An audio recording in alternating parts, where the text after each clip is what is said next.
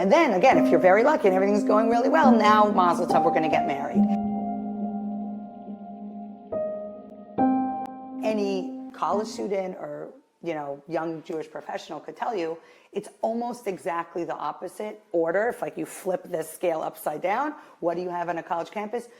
If people are meeting, which is happening less, but they're still meeting, it's almost always a physical interest at first. I see you from across the room, you say something to me, like there's something in the like physiological, like attraction, chemistry, it's physical.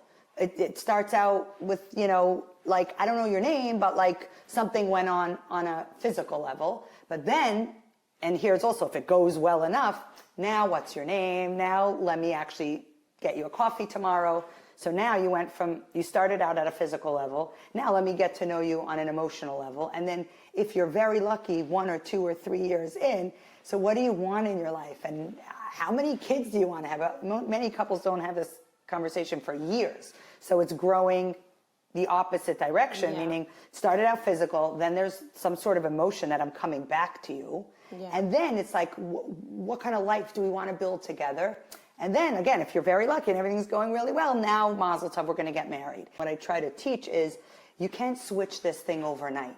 But if you're aware of how different these models are and how different their end results are, then you could today start to incorporate little changes in what you're looking for and how you go about meeting someone and what questions you ask or what things you do share, what things you don't share, which part of you share and don't share.